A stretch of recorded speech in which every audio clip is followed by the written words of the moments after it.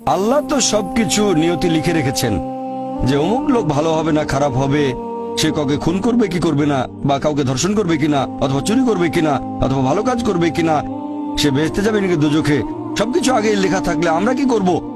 এখানে কার দোষ? যদি কাউকে খুন করি, আল্লাহ আমার কদরে লিখেছেন, আমি খুন করবো আর করে ফেললাম, এই দোষটা কার? দোষ তো আল্লাহর। তাহলে আমাকে দোজখে পাঠানো হবে কেন? আর এটা খুবই লজিক্যাল প্রশ্ন।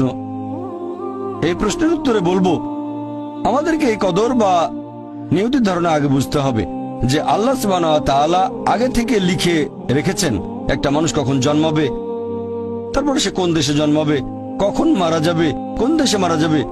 আল্লাহ পবিত্র কোরআনে বলেছেন সূরা ইসরা অধ্যায় 17 আয়াত নম্বর 14 যে যখন কোন শিশু জন্ম নেয় তার কর্মগুলো আমি তার গ্রীবালগ্ন করে দিই। একজন মানুষের ব্যাপারে আল্লাহ জানেন সে কি কি করবে, ভালো না খারাপ, সঠিক না বেঠিক, সে বেহেশতে যাবে নাকি দোজখে যাবে। যে ধরেন একটা ক্লাসে একজন টিচার পড়াচ্ছেন 100 জন ছাত্রকে প্রায় 1 বছর ধরে, আর পরীক্ষা শুরুর আগে টিচার অনুমান করলেন যে এই ছাত্রটা এবারের পরীক্ষায় ফার্স্ট হবে, ফার্স্ট ক্লাস ফার্স্ট, এই ছাত্র পাবে সেকেন্ড ক্লাস, এই ছাত্র করবে ফেল। এটা আমি উদাহরণ হিসেবে বলছি। এর কিছুদিন পরে পরীক্ষা হয়ে গেল, প্রথম ছাত্র হলো ফার্স্ট ক্লাস ফার্স্ট, এই ছাত্র সেকেন্ড ক্লাস, আর ওই ছাত্রটা করলো ফেল। এখন আপনাদের প্রশ্ন করি, যে ছাত্র ফেল করেছে সে কি টিচারকে বলবে আপনি বলেছিলেন যে আমি ফেল করব তাই ফেল করেছি? এখানে দোষটা কার? টিচারের নাকি ছাত্রের? কার দোষ? ছাত্রের। টিচার অনুমান করেছেন এই ছাত্রটা বাইরে ঘুরে বেড়ায়, ঠিক মতো ক্লাসে আসে না, সিনেমা দেখতে যায়, এজন্য সে ফেল করবে।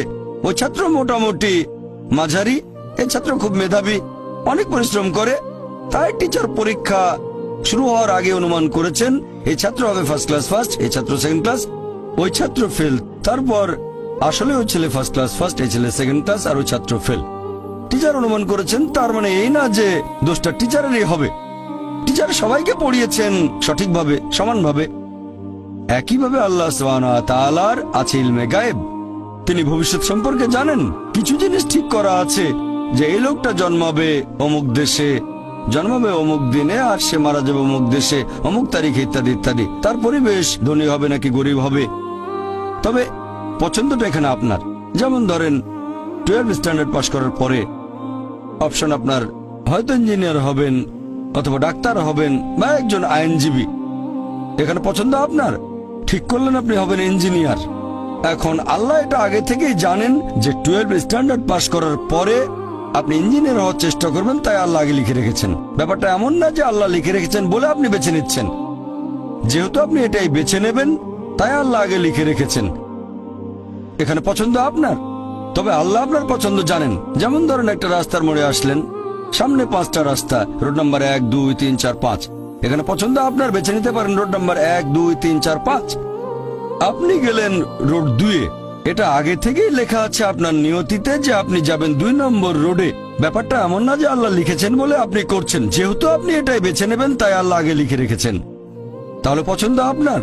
আপনি চাইলে টাকা উপার্জন করতে পারেন ভালো কাজের মাধ্যমে, হালাল উপায়ে, অথবা পারেন চুরি করে হারাম উপায়ে। পছন্দ আপনার। ধরেন চুরি করলেন, এটা আপনার সিদ্ধান্ত, তবে আল্লাহ আগে থেকে জানেন যে এই লোকটা সহজে টাকা পেতে চায় তাই চুরি করবে, তাই আল্লাহ আগে লিখে রেখেছেন যে এই লোকটা 25 বছর বয়সে চুরি করবে। এখানে দোষটা কার? দোষ আসলে আপনার, তবে আল্লাহর আছে ইলমে গায়েব, তাই তিনি আগেই লিখে রেখেছেন। সিদ্ধান্তটা আপনার। আল্লাহ তাআলা মানুষদের দিয়েছেন স্বাধীন ইচ্ছা, আপনি আল্লাহ তাআলাকে দোষ দিতে পারবেন না আপনার পাপের জন্য। যদি আপনি দোজখে যান, যাবেন আপনার পাপ কাজগুলোর জন্য, আর যদি বেহেশতে যান সেটার কারণ হবে আল্লাহ সুবহানাহু ওয়া তাআলার অসীম করুণা।